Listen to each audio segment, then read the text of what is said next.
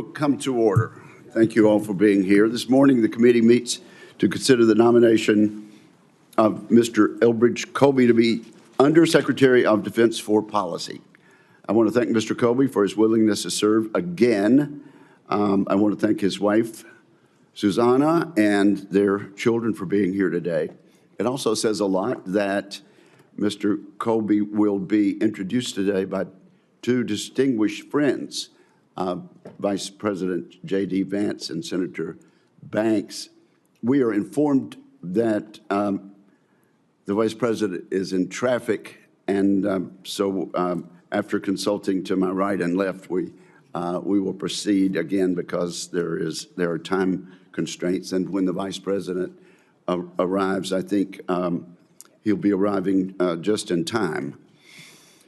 So proceeding on, if confirmed, Mr. Colby would oversee the developments of policy and strategy for the Department of Defense. He would assume these responsibilities during the most dangerous security environment since World War II.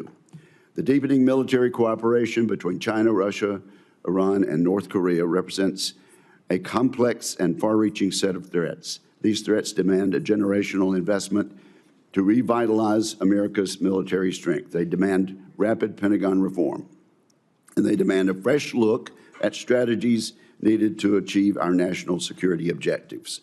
The American people need to understand what is at stake.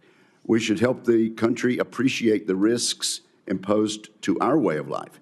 Beijing is leading an emerging alliance of countries with one clear objective: to use their economic and military power to tear down the United States and impose their will on global affairs. The new axis of aggressors is a greater menace than we have faced in decades. Under Xi Jinping's leadership, the Chinese Communist Party has undertaken one of the largest and most aggressive military buildups in history. Their speed has been astounding. In just a few short years, China has built more nuclear intercontinental ballistic missiles than the U.S. has in decades. They have tested orbital bombardment weapons and unveiled what may be the world's first sixth-generation fighter aircraft. China possesses a shipbuilding capacity over 230 times that of the United States. Over 230 times. That's almost inconceivable. Over 3 years ago, Vladimir Putin launched the first invasion of a European country since World War II. He has barraged the Ukrainian people with constant missile and drone attacks. The Kremlin has developed a variety of new weapons capabilities, including nuclear-armed satellites. Meanwhile, Russia actively provides enriched uranium to China to support Beijing's nuclear buildup. Putin has also been suspected of aiding North Korea's nuclear and missile programs. Moving on to North Korea, the nuclear arsenal there continues to advance unchecked. Kim Jong-un has been aiding Russia's war machine as it terrorizes Europe. Pyongyang's missiles could soon be capable of overwhelming our defenses, North Korea's, especially if reports of Russian assistance are accurate. In the Middle East, Israel has successfully crippled Iran's proxies in the region, but these setbacks may spur Tehran to take the final step to build a nuclear weapon, permanently altering the balance of power in that region. Few really understand how this axis of aggressors is working to make Americans less safe. If confirmed, I hope Mr. Colby can help Secretary Hegseth as he makes sure the public sees these threats for what they are. During Secretary Hegseth's hearing, I spoke about the importance of building a motivated and highly competent team of professionals at the Pentagon. In this regard, Mr. Colby is certainly qualified for the role to which President Trump has nominated him. For more than 2 decades, he has worked on defense policy.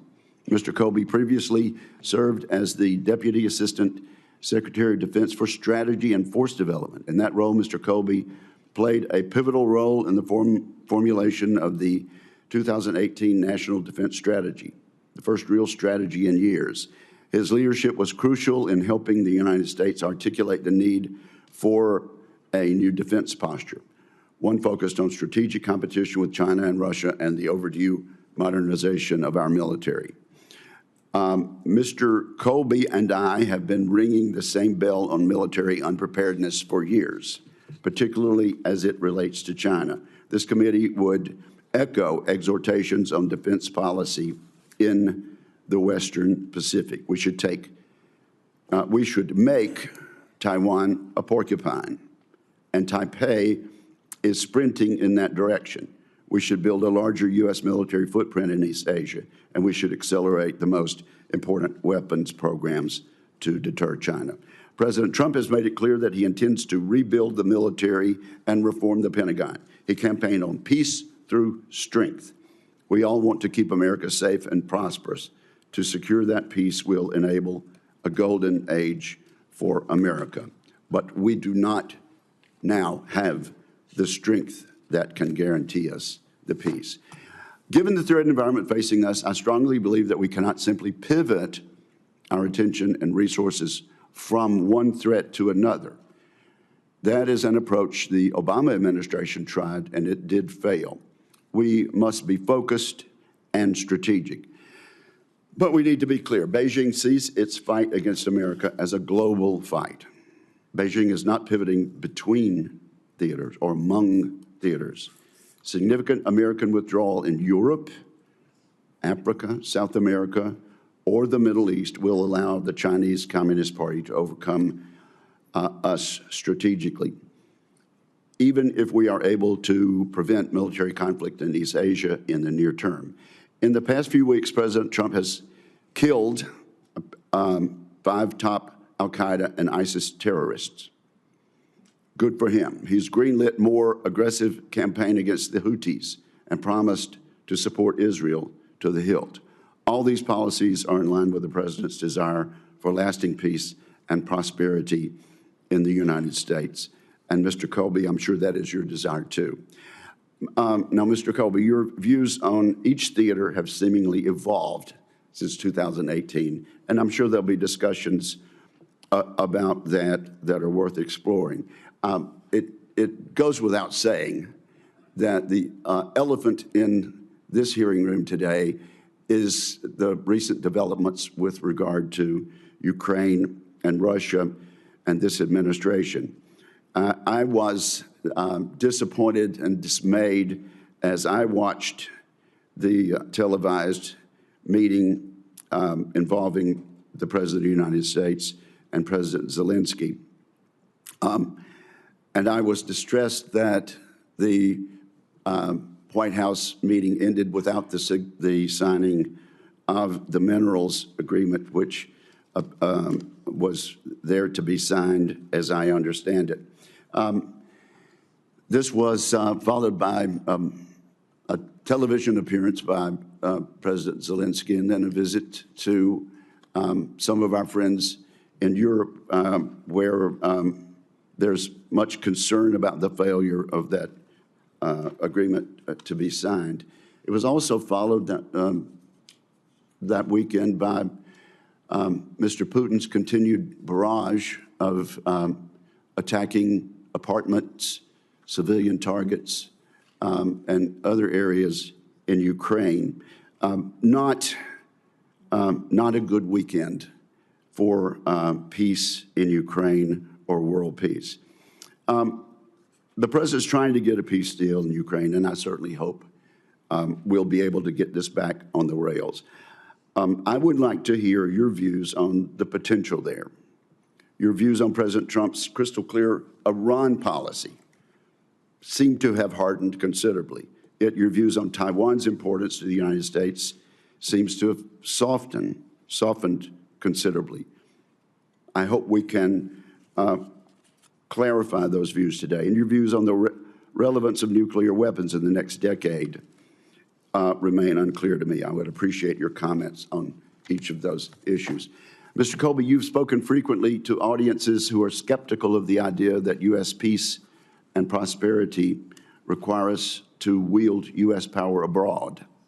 I'm grateful that you have led those discussions that U.S. foreign policy professionals do not like having.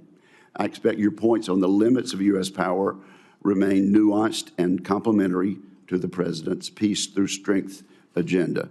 and it will be crystal clear that you will speak for the president in this regard.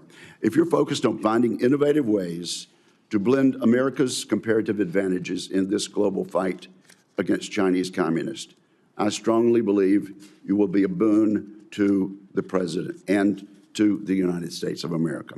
I would like to hear your strategic vision for the next 4 years.